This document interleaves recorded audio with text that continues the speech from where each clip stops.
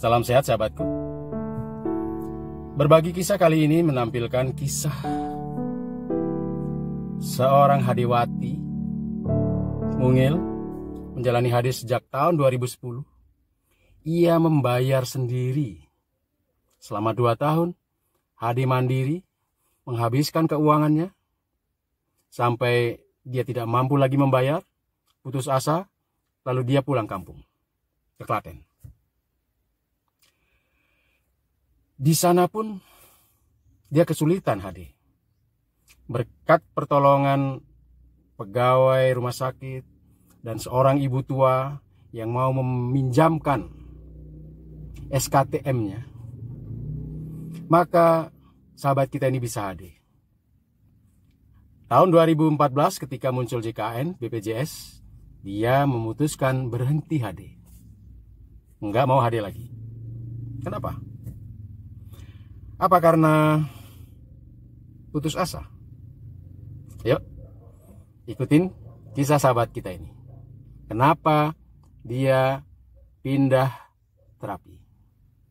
Sebab kau yang terindah melukis hidupku. Kalau cuaca masih belum panas bisa 5 kilo, kalau sudah panas ya cukup 2 kilo. Sesuaikan dengan sikon. Bartini ketika masih menjalani HD di Klaten sempat 3 kali masuk HCU dan 1 kali dirawat di ICU karena stres. HB-nya terus turun. Ia HD menggunakan jam kesmas milik orang lain. Setelah 6 tahun menjalani cuci darah dengan susah payah, tahun 2014 bertepatan dengan munculnya JKN BPJS, Bartini pindah terapi CAPD. Awal HD itu saat saya belum bisa beradaptasi itu, saya sekali kenaikan bisa 5 kilo sekali HD. Itu awal-awal, makanya dulu waktu HD itu saya sering sesek, sering drop. Nah, saat kesininya tahun ketiga keempat itu udah merasa nyaman juga dengan HD. Cuman masalahnya selama HD HB saya selalu rendah terus. Jadi tiap bulan saya selalu transfusi.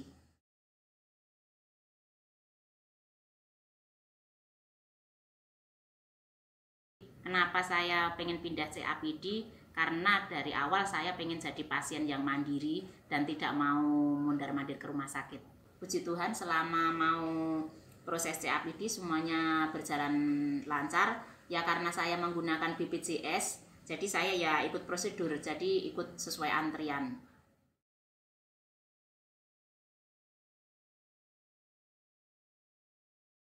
Masalah yang saya alami itu saat awal CAPD.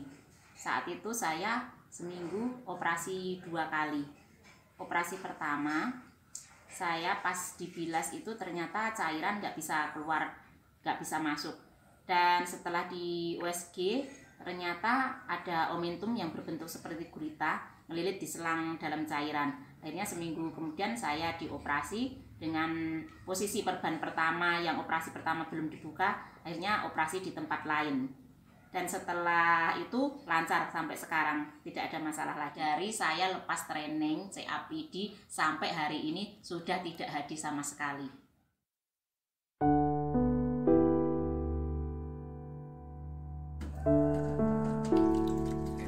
Saat akan mengganti cairan, Bartini mencuci tangan dalam 6 langkah di air yang mengalir dan menggunakan antiseptik.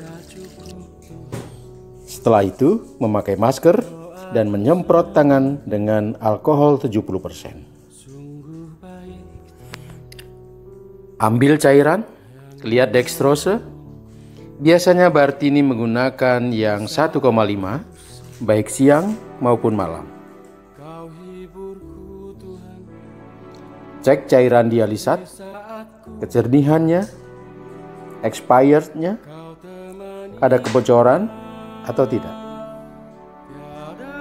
Setelah semua oke, baru cairan dicantolkan ke tiang infus.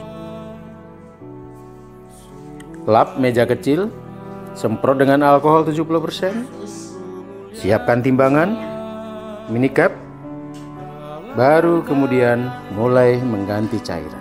Hidupku serahkan, sebab Kau yang terindah melukis hidupku.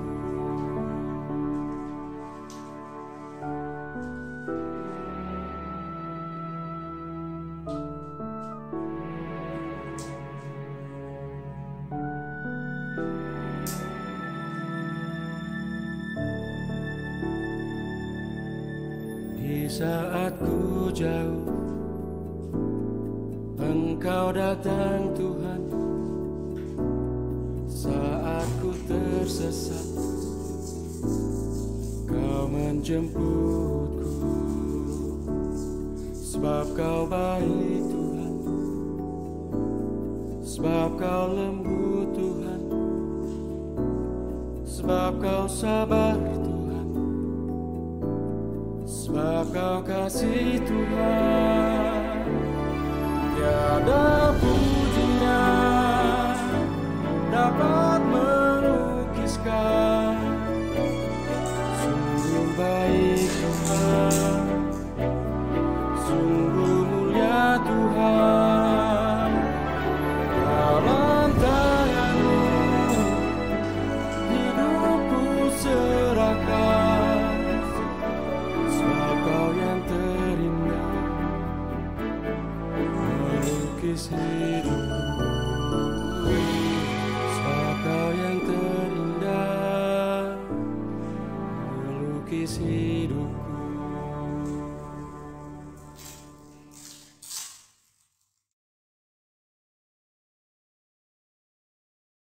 Hidup sehat dengan CAPD itu makan, jaga pola makan, jaga kebersihan, terutama saat mau gancar, dan juga makan yang tinggi protein, makan yang tinggi kalium.